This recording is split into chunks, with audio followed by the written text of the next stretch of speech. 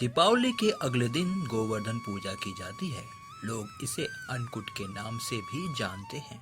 गोवर्धन पूजा में गोधन अर्थात गायों की पूजा की जाती है। शास्त्रों में बताया गया है कि गाय उसी प्रकार पवित्र होती है जैसे नदियों में गंगा। गाय को देवी लक्ष्मी का स्वरूप भी माना जाता है। देवी लक्ष्मी जिस प्रकार सुख समृद्धि प्रदान करती है, उसी प्रकार गौ माता भी अपने दूध से स्वास्थ्य रूपी धन प्रदान करती है। गोवर्धन पूजा के संबंध में एक लोक कथा प्रचलित है। कथा यह है कि देवराज इंद्र को अभिमान हो गया था।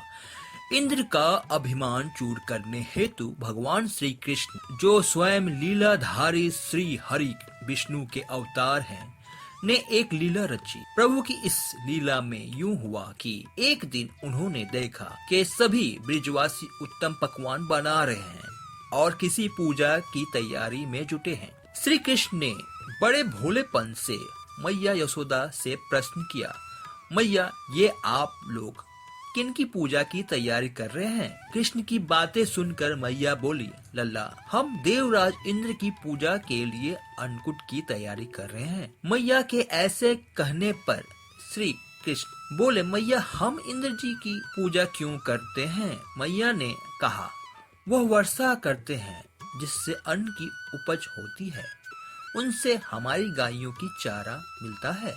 भगवान श्री कृष्ण बोले, हमें तो गोवर्धन पर्वत की पूजा करनी चाहिए क्योंकि हमारी गायें वहीं चरती हैं। इस दृष्टि से गोवर्धन पर्वत ही पूजनीय है और इंद्र तो कभी दर्शन भी नहीं देते। वह पूजा न करने पर क्रोधित भी होते हैं, अतः ऐसे अहंकारी की पूजा नहीं करनी चाहिए। लीलाधारी की लीला और माया से सभी ने इंद्र के स्थान पर गोवर्धन पर्वत की पूजा की। देवराज इंद्र ने इसे अपना अपमान समझा और मूसलाधार वर्षा आरंभ कर दी।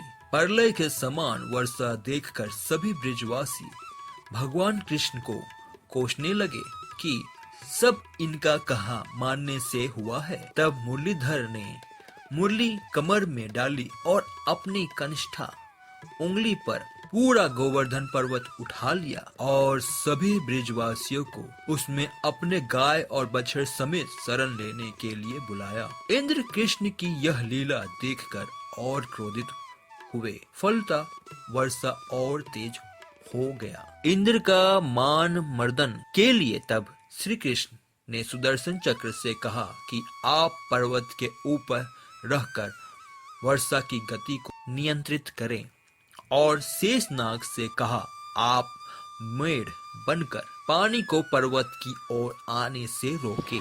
इंद्र निरंतर 7 दिन तक मूसलाधार वर्षा करते रहे। तब उन्हें लगा कि उनका सामना करने वाला कोई आम मनुष्य नहीं हो सकता है, अतः वे ब्रह्मा जी के पास पहुँचे और सब वृतांत कह सुनाया।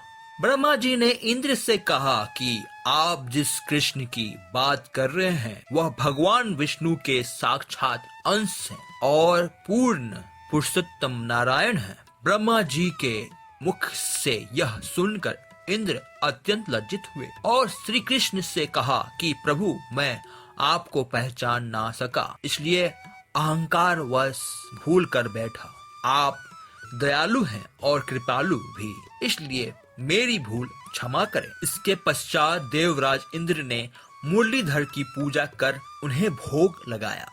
7वें दिन भगवान ने गोवर्धन को नीचे रखा और प्रतिवर्ष गोवर्धन पूजा करके अन्नकूट उत्सव मनाने की आज्ञा दी। तभी से यह उत्सव अन्नकूट के नाम से मनाया जाने लगा। इस पौराणिक घटना के बाद से ही गोवर्धन पूजा की जाने लगी। ब्रिजवासी इस दिन गोवर्धन पर्वत की पूजा करते हैं। गाय बैल को इस दिन स्नान कराकर उसे रंग लगाया जाता है व उन्हें गले में नई रस्सी डाली जाती है। गाय बैलों को गुड़ और चावल मिलाकर खिलाया जाता है। आइए हम सब मिलकर इस गोवर्धन पूजा को बड़े ही धूमधाम से मनाएं।